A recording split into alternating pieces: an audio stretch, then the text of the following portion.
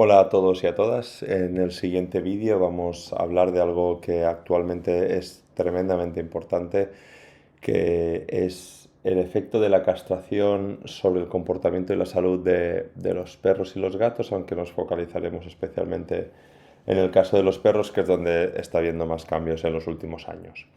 Veréis, es algo que creo que es obvio, que está cambiando un poco el paradigma de que deberíamos castrar a todos los animales, castrar entendiendo como la extracción de las gónadas, tanto masculinas como femeninas, y es un poco lo que voy a intentar desarrollar a continuación, es decir, saber cuándo deberíamos castrar, cuándo deberíamos esterilizar, y un poco la diferencia entre una cosa y otra, cuáles son los pros y los contras de hacer una y otro procedimiento y para poder pues recomendarlo con un poquito más de certeza sobre lo que sabemos hoy en día y no lo que sabíamos hace 40 o 50 años.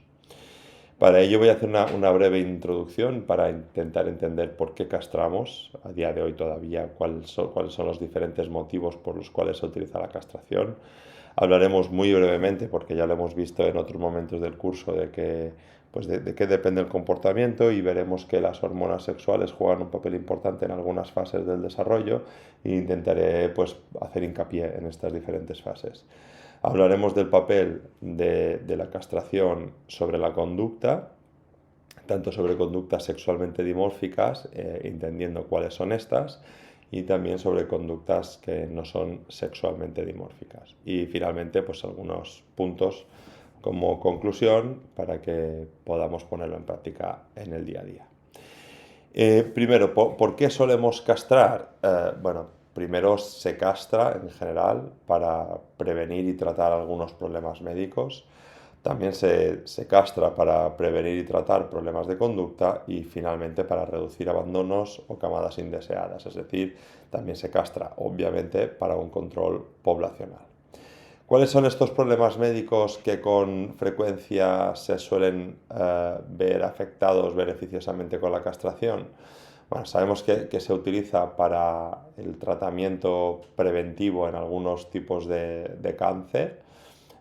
Obviamente, si tenemos pues un animal castrado no va a poder tener pues tumores de gónadas, y obviamente eso es algo que se utiliza de forma preventiva para este tipo de tumores, pero también secundariamente se utilizan para pues para el tratamiento, por ejemplo, de tumor, no el tratamiento, disculpad, para la prevención, ¿no?, de tumores de mama.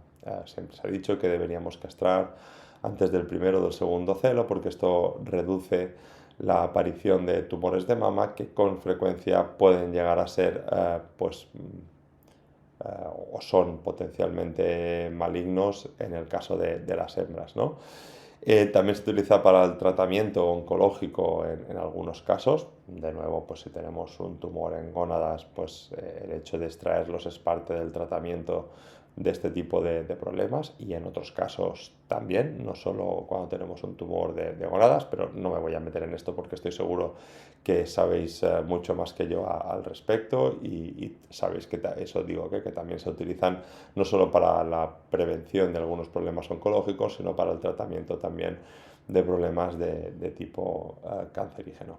También se utiliza para la prevención y el tratamiento de otros problemas médicos, como pues, problemas prostáticos, piómetras o similares, ¿sí?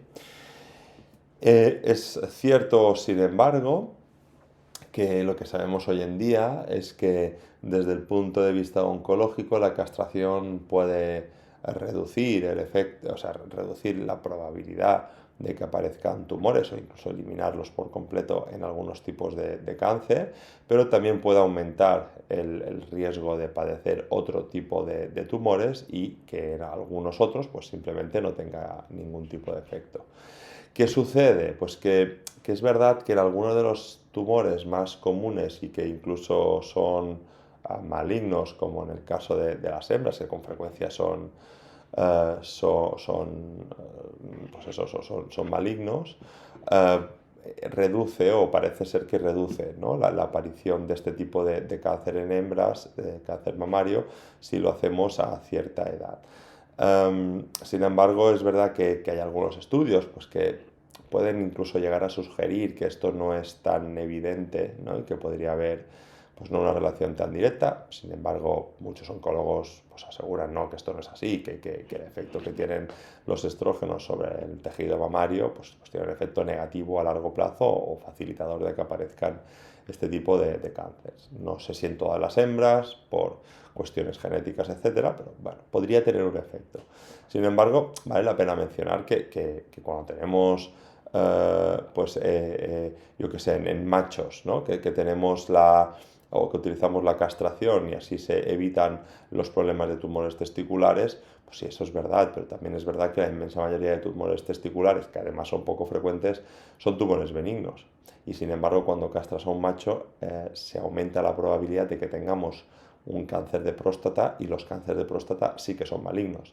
Entonces, de nuevo, o sí que muchos son malignos, no todos.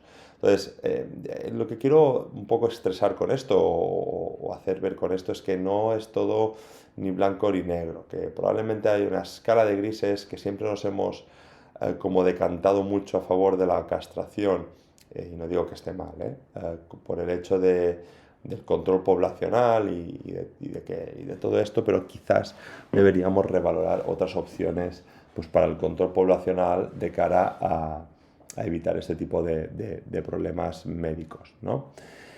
O de hacerlo de una forma, estas recomendaciones, hacerlas un poco de una forma más objetiva o acorde al conocimiento actual. Es verdad que obviamente, por ejemplo, en el caso de las hembras se reduce mucho la aparición de piómetras, pero para mí a día de hoy está justificado hacer esta castración para prevenir las piómetras o las hiperplasias prostáticas benignas. Pues yo creo que no hay un consenso entre todos los expertos. Muchos motivos puede haber detrás de que no exista este consenso. Hoy en día los tratamientos de las piómetras son muy seguros. De hecho, no en todos los casos las piómetras se tratan quirúrgicamente. Los expertos en reproducción, muchos los manejan médicamente. Lo que está claro es que ya no se hace pues, esa urgencia veterinaria como se hacía hace 20 o 25 años, sino que se manejan de otra manera y tampoco las piómetras son las principales causas de muerte en perras, ni siquiera cuando aparece la piómetra. Entonces, lo que vengo a decir es que el hecho de hacerlo como preventivo, no sé si está justificado si solo tenemos en cuenta el hecho de la prevención de las piómetras. Sabemos que además la castración favorece la aparición de problemas articulares, especialmente de rotura del ligamento cruzado anterior, que puede estar o no asociado al sobrepeso y que puede haber otras enfermedades asociadas, especialmente inmunomediadas endocrinas, y se cree que esto podría ser por el aumento de la LH, que es 30 veces superior en animales castrados que en animales enteros, debido a que al eliminar la estimulación de las hormonas sexuales, lo que hace el cerebro es sintetizar y eliminar más LH para intentar aumentar esta producción, pero es imposible porque no tenemos las gónadas. Y entonces sabemos que hay receptores de LH en diferentes tejidos endocrinos y en diferentes órganos del animal que podría haberse afectado por este aumento exagerado de la LH y sostenido en el tiempo, ¿vale? Además, ya sabéis, las contraindicaciones más comunes sí que las conocéis, que es el sobrepeso y la incontinencia urinaria en hembras, ¿no? Entonces, un poco lo que quería hacer con esto es, bueno, pues poner un poco de cordura al hecho de que la castración no tiene solo beneficios. Y si pensáis en general en lo que vosotros recomendáis a vuestros clientes que hagan con vuestros pacientes, siempre es el discurso al menos en mi experiencia, suele ser bastante sesgado a favor de realizar la castración, por diferentes motivos, ¿eh? Motivos porque realmente puede tener algunos beneficios, pero también muchas contraindicaciones, porque no deja de ser un beneficio para el centro veterinario, la castración, y entonces es verdad que en general yo creo que tendemos a tener un sesgo a favor de la castración cuando quizás podríamos plantearnos otro tipo de cirugías que no fueran la gonadectomía como tal, ¿no? Pues evitar la monta, o no tanto la monta, sino evitar la monta reproductiva, ¿no? Es decir, que el animal pues no sea fértil, porque hagamos, por ejemplo, vasectomías, ¿no? Muy bien. Segundo motivo por los que castramos es por los abandonos y las eutanasias. Sabemos que con frecuencia histórica los problemas de comportamiento y las camadas indeseadas son dos de los principales problemas históricos desde que tenemos datos, no solo en España, sino en la mayoría de países de todo el mundo, pues las camadas indeseadas y los problemas de comportamiento son los principales, ¿no?, motivos de eutanasia y abandono de animales de compañía. Entonces, bueno, se puede pensar, decir, vale, es que tenemos muchas camadas indeseadas y deberíamos reducir este número de camadas. Y además, pues ya de paso, como mejoran los problemas de comportamiento, ¿no?, pues vamos a castrarlos y ya está. Un poco lo que voy a intentar hacer a partir de ahora son dos cosas. Uno, valorar objetivamente cuál es el papel que tiene realmente la gonadectomía sobre los problemas de comportamiento, que lo veremos al final. Y ahora lo que hablaremos es sobre el papel que ha tenido históricamente la esterilización en el control de estas camadas indeseadas. Y lo que nos dicen los estudios es que probablemente nos estemos equivocando. Existen muchos estudios realizados en muchos países en los que ha habido programas de esterilización de diferente tipo, programas de esterilización puerta a puerta, programas de esterilización subvencionados, programas de esterilización completamente gratuitos, programas de esterilización a nivel municipal y también a nivel privado. Es decir, hemos hecho en todos los países del mundo durante muchísimos años, muchas décadas, un programa de control poblacional de los animales de compañía, tanto perros como gatos. Lo que hemos visto en general es que la mayoría de los estudios muestran que no hemos reducido la entrada ni la eutanasia de perros en centros de acogida. Entonces, es verdad que se han invertido muchos esfuerzos en esto. A veces es difícil decir si se hubiera, pues ahora estaríamos mucho peor, ¿no? No estoy diciendo eso, pero sí que al menos lo que parece ser es que nos estamos como equivocando el tiro, ¿no? Llevamos muchos años haciendo eso y no hemos visto unos resultados espectaculares en la reducción del número de animales que entran en centros de acogida, ¿no? Entonces, quizás tengamos que buscar otras alternativas que vayan, bueno, podemos continuar con la esterilización, que no tiene que ir vinculada a la castración, sino a la esterilización. Y yo creo, y esto es una opinión personal mía, que sería muchísimo más útil utilizar una campaña brutal de concienciación y de educación de las personas. Repito, yo creo que debería ir de la mano de una esterilización, pero no tiene por qué ir de la mano de una castración. Algunos estudios muestran algunas tendencias positivas, por ejemplo, en lo que son programas de lo que es gratuidad, ¿no?, en la castración. En otros países, pues, por ejemplo, en Estados Unidos, los programas de esterilización de bajo coste no tuvieron efecto, estudios del 2007.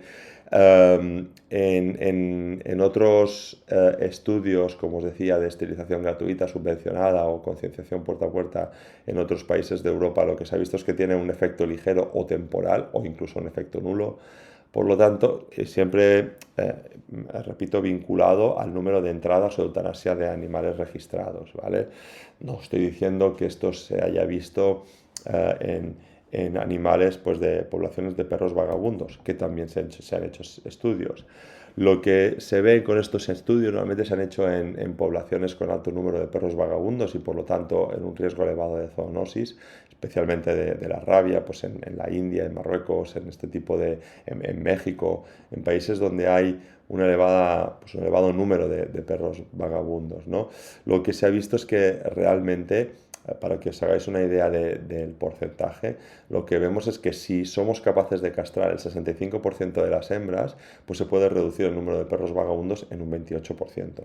Entonces, si nos focalizamos el esfuerzo en machos, esto no tiene ningún sentido, es decir, no tiene ningún efecto. Es decir, lo que sabemos es que deberíamos encaminar muchísimo los esfuerzos económicos y los esfuerzos materiales y humanos en reducir en aumentar, disculpad, el número de hembras castradas, porque esto es lo que realmente va a marcar el número de animales que puede haber vagabundos o como veíamos antes en las entradas en perreras municipales. Entonces, de nuevo, yo creo que se debería focalizar la atención en el control poblacional, en la concienciación de la gente, no solo en esto. Es decir, hemos dedicado muchos esfuerzos en la castración, pero lo que estamos viendo es que la castración no está teniendo el efecto que esperábamos que tuviera. Entonces, yo creo que deberíamos combinar esterilización, no castración, con un plan brutal de concienciación de la población en general. En segundo lugar, hemos visto que se puede utilizar, ¿no?, lo que es la castración para tratar problemas de comportamiento. Y sabemos que los problemas de comportamiento son uno de los principales motivos de abandono y de eutanasia de animales de compañía.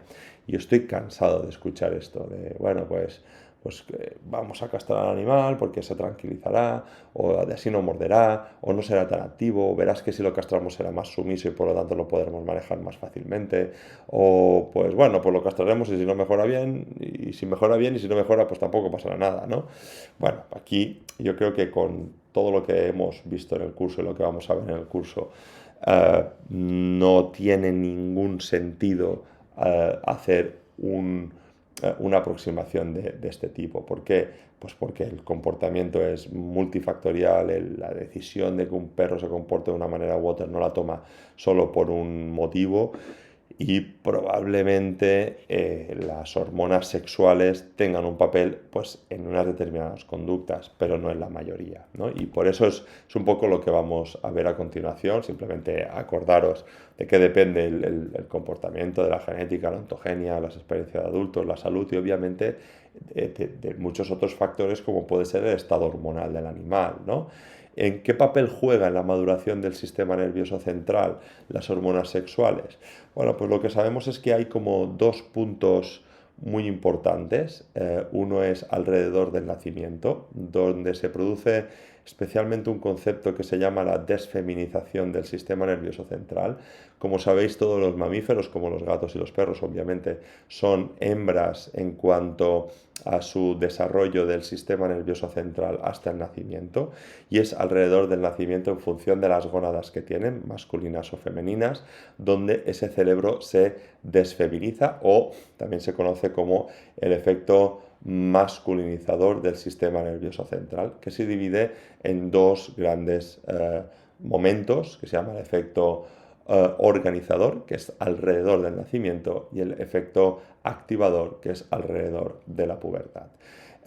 Este tipo de efectos se lleva a cabo a través del estradiol, de hecho, y lo que hace es que los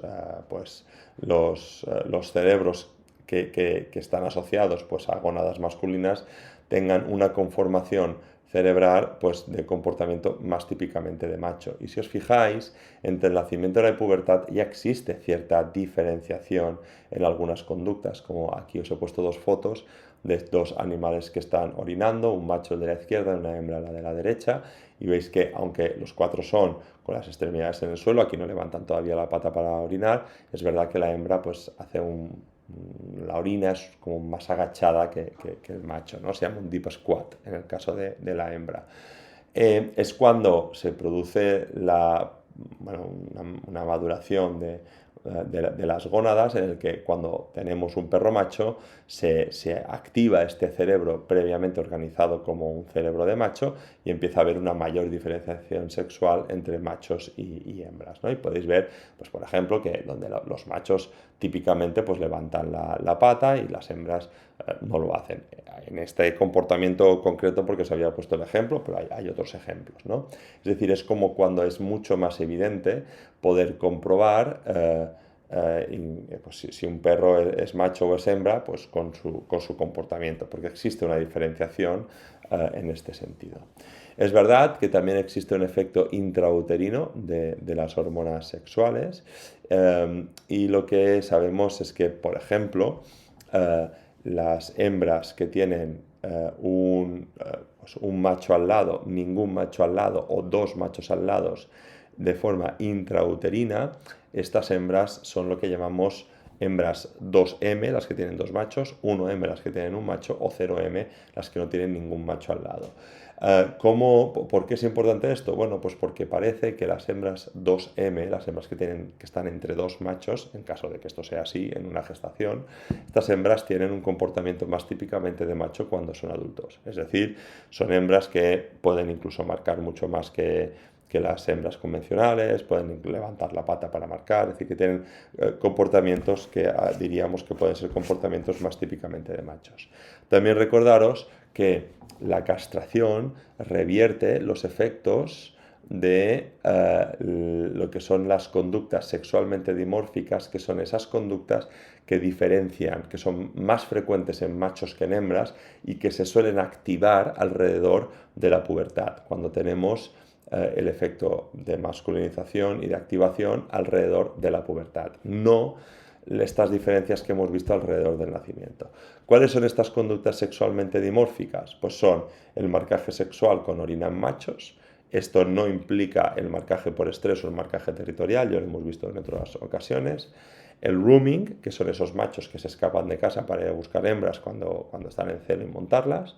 La conducta sexual, es decir, la monta sexual. Recordad que existen otro tipo de montas también en el perro, pero la monta sexual también depende del efecto activador del sistema nervioso central, de la masculinización del sistema nervioso central que se da alrededor de la pubertad, y también la agresividad intrasexual, ¿sí? Y estas son las 4 conductas que cuando nosotros castramos es más probable que el animal deje de hacerlas. Ninguna más. Solo estas 4 conductas. Como veremos después, la castración, tanto en edad joven, ¿no? En la adolescencia o en la infancia o durante la infancia o en la adultez, la castración tiene un efecto sobre estas 4 conductas que las reduce, ¿sí? En machos, pero no tiene por qué tener el mismo efecto en otros tipos de comportamientos, como veremos más tarde. Una cosa importante que sabemos es que durante la gestación, ya que hablábamos también de estas hembras 2Ms, ¿sí? Lo que sabemos es que durante la gestación, las hembras que están muy estresadas tienen fetos con menor concentración de testosterona y también animales que tienen una conducta menos masculina cuando son adultos. Y estoy hablando de caso de machos, obviamente, ¿sí? Mientras que si tenemos una estimulación de simpático adrenomedular de la madre, también tenemos menos andrógenos maternales y también tenemos una menor actividad esteroidea fetal, que probablemente esté asociada a esta reducción de la conducta masculina cuando son adultos, ¿sí? Esto no es que sea muy importante, porque tampoco podemos hacer muchas cosas, no deja más que de hacer importante el hecho de que no tenemos que tener a madres estresadas durante la gestación. Sin embargo, estos estudios sí que son muy interesantes y a mí me interesa mucho explicarlos y que los entendáis y que entendáis el por qué ahora pues, no sería tan recomendable hacer las castraciones muy tempranas si queréis hacer castraciones, ¿vale? Uno de los motivos que sabemos hoy en día, o una de las cosas importantes que sabemos hoy en día, son por estudios que tenemos en cobayas. Sin embargo, sabemos que el perro es también un mamífero muy social y que probablemente los efectos de la conducta que vamos a describir ahora también sean en el caso de los perros. Y además, epidemiológicamente lo que estamos viendo es que es algo muy parecido a lo que os voy a explicar ahora, ¿vale? Muy bien, lo que sabemos es que cuando tenemos grupos de cobayas en los que se los permite tener interacciones agresivas, porque hay un grupo, por ejemplo, que hay grupos de diferentes machos, y se compara con grupos que se preparan, que son grupos macho-hembra, durante la adolescencia de la cobaya, ¿sí? Lo que vemos es que las cobayas que durante la adolescencia se pueden pelear los diferentes machos que conviven, tienen, cuando son adultos, menos activación de la respuesta de estrés y son menos agresivos cuando son adultos. Mientras que las cobayas alojadas en parejas entre machos y hembras tienen menos testosterona estos machos, tienen una mayor activación de la conducta de estrés cuando son adultos y una mayor tendencia a ser agresivos cuando son adultos. Es decir, de alguna manera lo que vemos es que este efecto, que es un efecto causal y no casual, ¿vale? Podría tener una función adaptativa, es decir, los machos alrededor de la pubertad, debido a esta elevada testosterona, que le da el hecho de la edad y también de la posibilidad de pelearse, lo que hace es que después, cuando sean adultos, sean más capaces de regular lo que son las interacciones con otros machos. Es decir, que de la experiencia de esas interacciones se puede llevar a ser menos agresivos cuando son adultos. Si nosotros castramos estos animales o no le damos la oportunidad de poder tener estas interacciones, son animales que tienen menos experiencias cuando son adultos para resolver este tipo de conflictos, y lo que hemos visto es que están más involucrados en peleas que los que pues, se han podido pelear con un nivel de intensidad moderado durante la adolescencia. Esto es un poco lo que os explicaba ahora, ¿vale? Lo que veríamos. Además, se hicieron diferentes cambios en este estudio para ir comprobando que esto realmente era un efecto causal, y lo que se vio es esto, pues se alojaban por pares, y después digamos, los pares eran, y se hizo las comparaciones, tanto si eran macho-macho, hembra-hembra, macho-hembra, y después cada uno de estos se dividía cada grupo de estos en otros tipos de grupos, que era, pues una vez cada día, una vez a cada cierto tiempo, se cogían estos animales y se mezclaban con otros, ¿vale? Los machos se mezclaban con otros, ¿para qué? Pues para que se pelearan. Y había dentro de cada uno de estos grupos otros animales que se podían pelear no solo con los del grupo, sino con animales desconocidos y animales que no se podían pelear. Lo que se vio es que los que tenían alojamiento por pares, pero además tenían interacciones con otros individuos varias veces a la semana, lo que se vio es que estos individuos que además se peleaban con perros, con cobayas desconocidos varias veces a la semana, cuando eran adultos tenían una reacción menos intensa de la respuesta de estrés y se peleaban menos, ¿sí? No solo eso, sino que además se valoró la diferencia entre estar castrados o no estar castrados, y estar castrados o falsamente castrados, ¿no? Lo que se observó es que los perros que estaban castrados, que son los de las barras blancas, cuando eran adultos, como veis, mostraban más agresividad y más respuesta de estrés que los que estaban falsamente castrados. Es decir, que la castración a largo plazo prevenía esta respuesta de estrés y esta respuesta agresiva. Y lo mismo sucedía con un tratamiento con testosterona, es decir, los animales que estaban castrados, algunos les ponían placebo, que es las barras rayadas, y otros los trataban con testosterona. Al tratarlo con testosterona, lo que veíamos era una reducción de la agresividad en la edad adulta. Por lo tanto, volviendo un poco al símil con los perros, yo creo que deberíamos pensar muy seriamente el hecho de la castración en perros. Yo creo que la castración no tiene que estar reñida con la esterilización, obviamente, ni con el hecho de tener que reproducir indiscriminadamente estos animales. Lo que sí que pienso es que deberíamos objetivizar y racionalizar la castración. La castración en animales medicalizados, es decir, animales que son nuestros pacientes, que nos lo traen a la consulta, solo debería ser indicativa en caso de un correcto diagnóstico de un problema y que esta castración esté indicada para este problema en concreto. Si no, yo creo que se debería evitar la castración. El caso de los gatos puede ser un caso aparte por el hecho de que los gatos no son tan sociales como el perro, y parece ser que aunque esto puede cambiar en un futuro, pero con la información que tenemos hoy en día en los gatos, estos efectos que os he explicado no vendrían justificados, y que por lo tanto podríamos continuar con el mismo patrón de castrar todo lo que podamos, y especialmente a las hembras.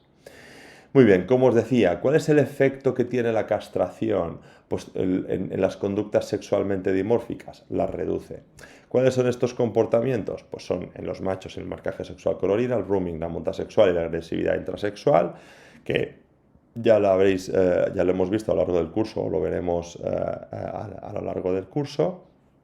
y en las hembras, pues en la pseudogestación o la pseudolactación, que obviamente también va a reducir este problema en caso de que esa hembra la tenga, ¿no? O las muestre. Sabéis que la pseudolactación en sí mismo no es un problema como tal, es algo que es evolutivamente ventajoso, que es mucho más marcado en la loba que en el caso de la perra, es algo fisiológico, y sí que los signos clínicos son más o menos evidentes en función de la sensibilidad de los receptores de prolactina de ese animal en concreto. ¿Cuándo deberíamos recomendar la castración de las hembras que muestran mucha pseudogestación? Pues en aquellas en las que los síntomas o los signos clínicos que muestra la hembra durante la pseudolactación pues le puedan suponer un problema, porque se vuelva más agresiva, pues porque tenga problemas mamarios, quistes mamarios, o que aparezca con una galatorrea muy marcada, con dolores mamarios, etcétera, con cierta frecuencia. Si no, no tendría mucho sentido tampoco el castrar, porque no es un problema médico como tal la pseudolactación.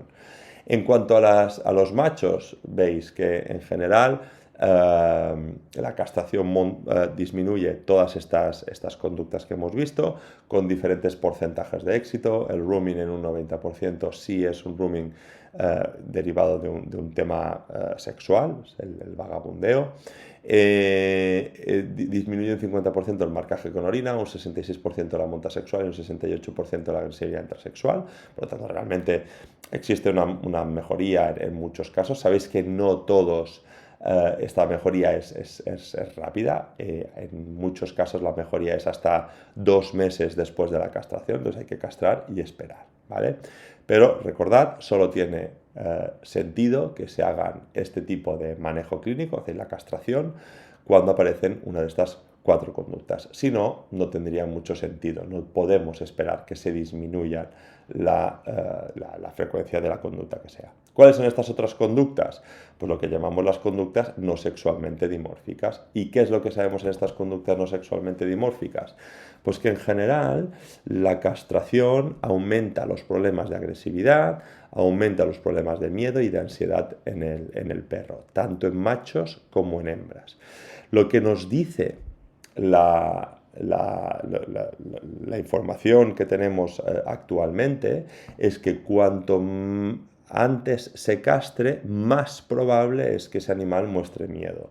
Entonces esto nos hace pensar que probablemente la relación sea una relación causal, no que sea una casualidad. Porque es verdad que a veces se puede tender a pensar, bueno, claro, como hay tantos perros que se castran porque son agresivos, entonces la castración es la consecuencia del hecho de ser agresivo y no al revés. Sin embargo, estos estudios que se han hecho tanto en machos como en hembras, que los tenéis en la plataforma, que son estos que os muestro aquí, ¿vale?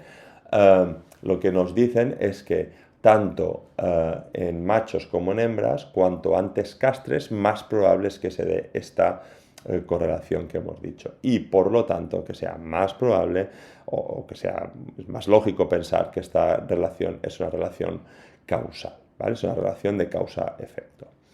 ¿Qué es lo que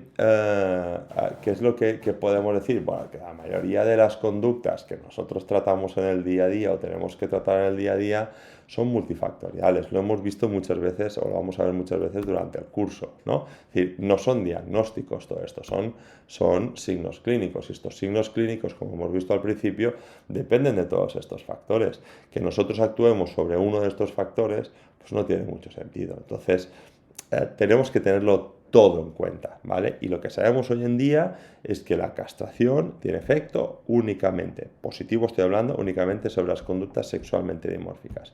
Y en las otras probablemente aumente la probabilidad de que aparezcan, repito, problemas asociados al miedo, a la agresividad, a la ansiedad, etc. ¿Cuál es el consenso actual que tenemos los especialistas? Bueno, básicamente lo que decimos es que solo tenemos que castrar si tenemos un correcto diagnóstico. No voy a entrar al caso, porque lo hemos visto durante todo el curso, pero tenemos que seguir todo el protocolo de diagnóstico mixto, ¿sí?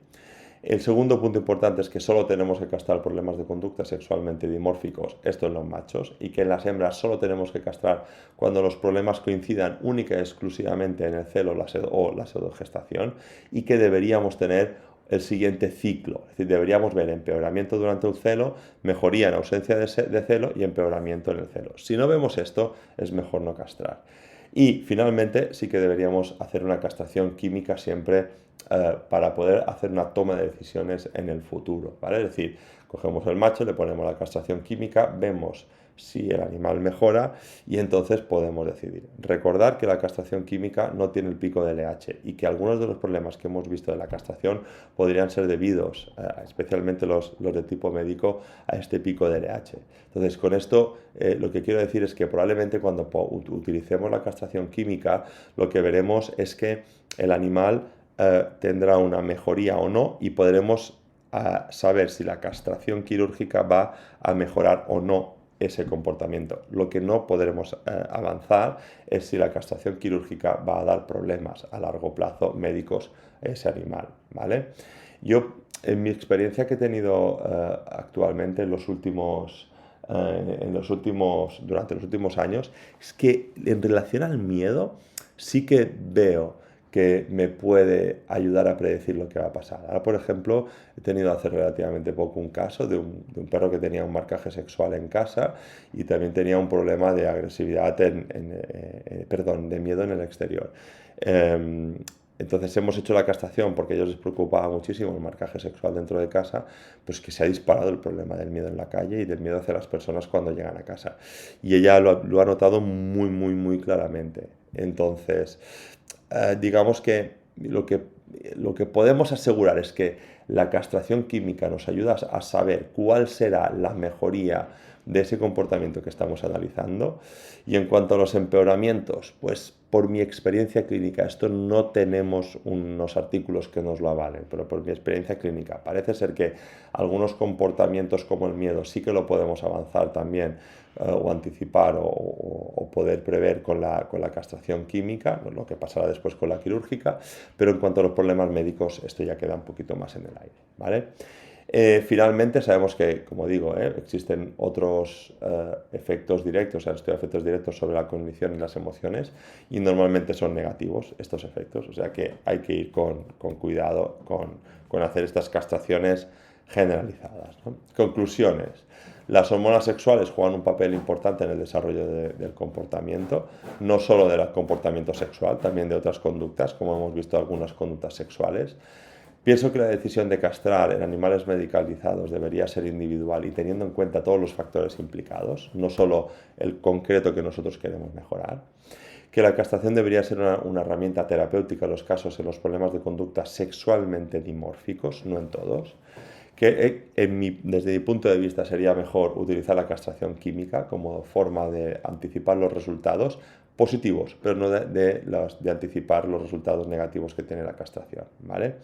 Y que siempre deberían tenerse en cuenta tanto los efectos positivos como negativos sobre el aspecto médico y otras conductas del animal, ¿vale? No solo sobre lo que nosotros estamos analizando. Y esto es un poquito todo lo que os quería explicar. Gracias.